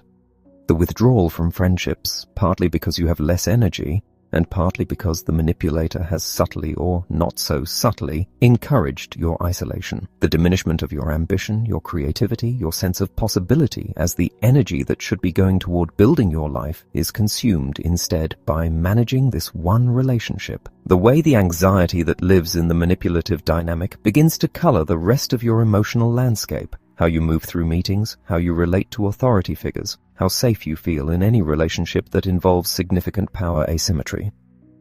Here is something worth sitting with. A person who consistently feels worse about themselves in a relationship than they did before they entered it, who is more anxious, more self-doubting, more constricted in their sense of what is possible, is not in a relationship that is helping them become who they are capable of being. Whatever the warmth that exists alongside the difficulty, whatever the history or the love or the genuine good moments, a relationship that is consistently producing a smaller, more frightened, less self-trusting version of you is not a neutral force in your life. It is an active one, and the direction of its action matters enormously. Now all of this, the confusion, the exhaustion, the resentment, the self-blame, the physical toll, the collateral damage, all of it has a particular quality in common. It tends to feel like your own problem, like something that is happening inside you rather than something that is being done to you by a specific set of dynamics in a specific relationship. This is not accidental. The manipulator's self-interest is served by your belief that the difficulty is yours to solve, that if you could just manage yourself better, be more patient, need less, give more, react more gracefully, everything would be fine. The internal attribution of the problem keeps you focused on changing yourself rather than on clearly seeing and naming what is happening between you. You are not imagining it. The confusion you feel is real, and it has a source. The exhaustion is real, and it reflects actual expenditure of real energy in a system that never fully replenishes. The resentment is real, and it is a legitimate response to a real imbalance. The anxiety is real, and it is the understandable consequence of living in an environment of unpredictable rewards and threats. None of these are evidence of your pathology. They are evidence of what sustained manipulation does to a person over time. And the most important thing to understand about all of them, the thing that changes everything, is this: they are not permanent. They are not the truth about who you are. They are the residue of a specific set of experiences in a specific relationship, and they can be undone. Not instantly, not without effort, not without the difficult work of rebuilding what the manipulation has dismantled. But they can be undone. The self-trust can return, the clarity can return, the sense of your own worth, your own perceptions, your own right to be treated with basic dignity and reciprocity. All of it can return, and in fact it begins to return the moment you stop actively reinforcing the system that has been depleting it. The first step is not a dramatic confrontation. It is not an ultimatum or an escape plan or any kind of external action at all. The first step is simply this: to stop lying to yourself about what is happening, to let the evidence mean what it means, to look at the pattern, not at the best moments, not at the warmth when it is present, but at the whole pattern across time, across circumstances, and allow yourself to see what it shows. That seeing, honest and complete, is not comfortable, but it is the single most necessary thing, because you cannot move toward freedom from a position you have not clearly named. You cannot dismantle a trap you refuse to look at directly, and you cannot begin to reclaim what has been taken if you are still telling yourself that nothing has been taken. Something has been taken, some of it slowly, over a long time, in small increments that seemed survivable in isolation. Some of it in larger pieces, in particular moments whose full significance you may have only partially allowed yourself to register. The self-trust, the ease, the sense of spaciousness in your own life, the freedom to simply be yourself, uncertain and imperfect and real, without the constant background calculation of how that selfhood will be received and what it will cost you. These things were yours, they are still yours, and the path back to them, which begins right now in this moment of clear seeing, is not as long as it feels from where you are standing. You have been inside the trap, now you are beginning to see its walls. Seeing the walls is how you find the door. Chapter 8. The Price of Compliance. The Emotional Toll. If you are currently living within a manipulative relationship, you are likely carrying a burden far heavier than you realize. The emotional damage inflicted by sustained manipulation is rarely a single sharp blow. It is a slow, relentless erosion of your spirit. Over time, the person you used to be, confident, clear-headed, and self-reliant, begins to fade, replaced by a version of yourself designed to survive the manipulator's demands. The most dangerous cost of this compliance is the slow degradation of your own self-esteem. As you continuously sacrifice your boundaries and values to keep the peace, you are sending a subtle, daily message to your own brain. My needs do not matter as much as theirs. Each time you apologize for something you did not do, or every time you swallow your true opinion to avoid a confrontation, you are shrinking your own sense of worth. You start to view yourself through the eyes of the manipulator as someone who is inadequate, as someone who needs to be managed, or as someone who is constantly failing to meet an impossible standard. This erosion is often coupled with a growing sense of isolation. A manipulator often works to disconnect you from your own truth, and by extension, from the people who could offer you an objective perspective.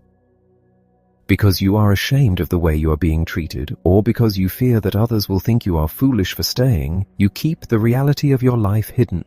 You suffer in silence, believing that your experience is unique, or that you are simply too weak to walk away.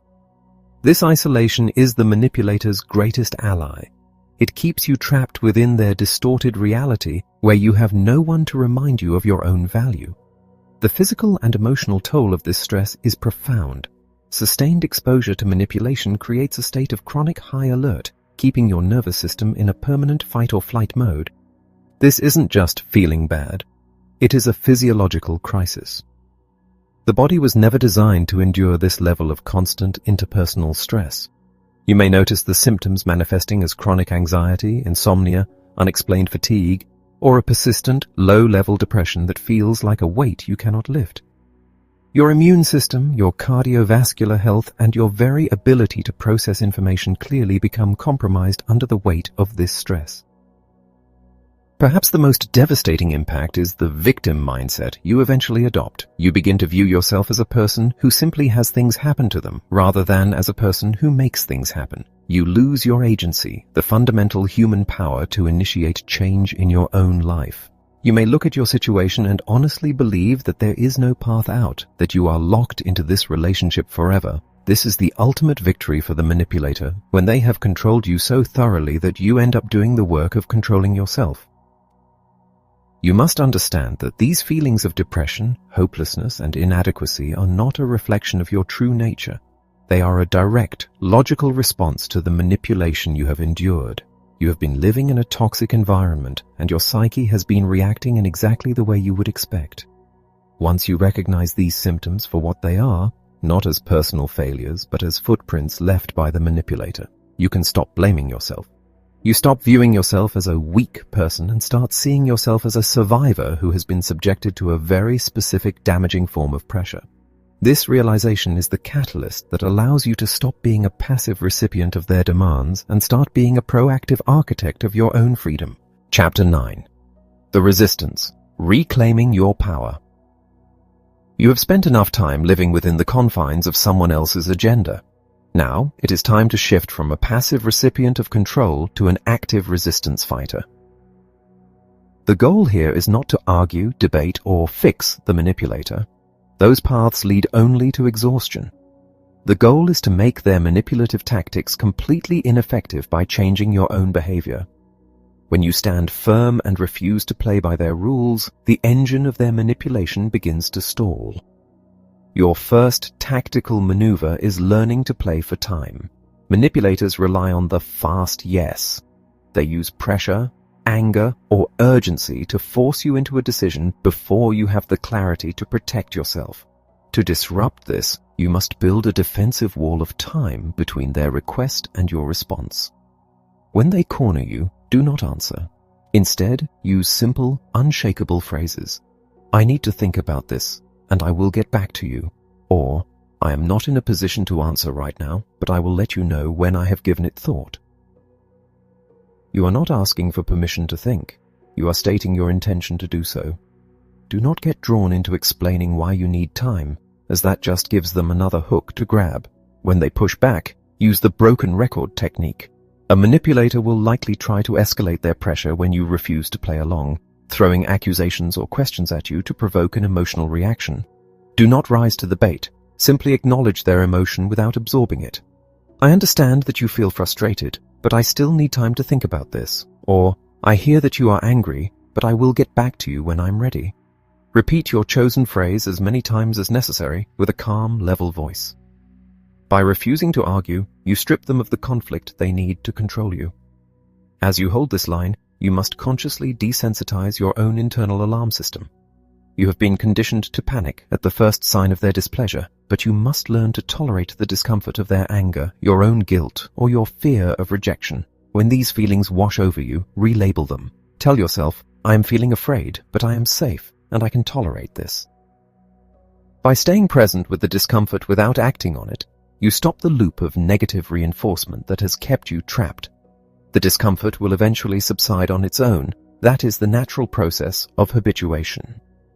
Finally, move toward disabling the tactic directly by naming the game. When they use a familiar method, like the silent treatment, screaming, or pouting, do not just accept the reality they are creating. Label it out loud. I understand that you want me to do what you are asking, but your silent treatment is not going to work.